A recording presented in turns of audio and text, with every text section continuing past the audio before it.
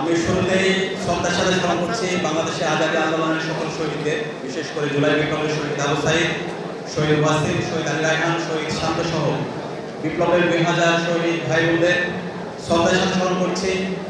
এই ক্যাম্পাসের এই শিক্ষার্থী আগ্রাসনের বিরুদ্ধে, আধিপত্যবাদের বিরুদ্ধে তিনি সবসময় কথা বলেছেন, শহীদ উসমান হাদিকে আল্লাহ পাক সুবহানাহু ওয়া তাআলা সকল শহীদদেরকে জান্নাতুল ফেরদৌসে মেহমান কবুল করুন, আল্লাহুম্মা আমিন।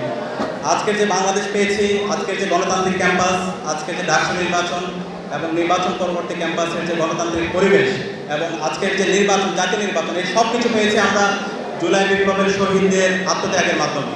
সে কারণে আমরা যেন সবসময় শহীদদের শ্রদ্ধার সাথে স্মরণ রাখি, শহীদদের কথাগুলো যেন আমরা সবসময় মাথায় রাখি। শহীদরা যে ইনসাফের কথা বলেছেন, সেই ইনসাফটা যেন আমরা সবসময় নিজেদের মধ্যে। অপটিক্যাল ব্রাইটেনার, কালার গার্ড এবং ডার্ট লক সমৃদ্ধ অ্যাডভান্স ফর্মুলায় এলো নতুন রে ডিটারজেন্ট পাউডার। বিরাজ রাখি ক্যাম্পাসের যে ছাত্র সংগঠনগুলো আছে, আমি সকল ছাত্র সংগঠনকে আন্তরিকভাবে ধন্যবাদ জানাচ্ছি। ডাকসু নির্বাচন পরবর্তী আমাদেরকে সার্বিকভাবে সহযোগিতা করেছেন। আমরা যদি ভুল করি, আমাদের ভুলগুলো তারা শুধরিয়ে দিচ্ছেন এবং আমাদের সব ধরনের ভালো কাজে তারা সার্বিকভাবে সহযোগিতা করছেন। এবং আমরা কথা দিচ্ছি ইনশাআল্লাহ আগামী বছর, এই বছর আমাদের ডাকসু নির্বাচন নির্ধারিত সময়ে দিতে হবে।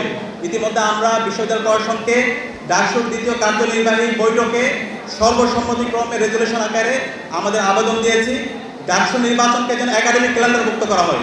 নির্ধারিত সময়ে ডাকসু নির্বাচন হবে, শিক্ষার্থীদের নির্বাচিত প্রতিনিধিরাই ক্যাম্পাসে প্রতিনিধিত্ব করবে। আমরা আশা করছি যত ছাত্র সংগঠন আছে সার্বিকভাবে আমাদেরকে সহযোগিতা করবে। একসাথে ক্যাম্পাসের গণতান্ত্রিক পরিবেশ বজায় রাখার জন্য আমরা পরস্পরের প্রতি সহযোগী হব, পরস্পরের ভুলগুলো ধরে দেবো। সবাইকে অসংখ্য ধন্যবাদ। সাংবাদিক সম্মেলনে অসংখ্য ধন্যবাদ। আসসালামু আলাইকুম ওয়া রাহমাতুল্লাহ।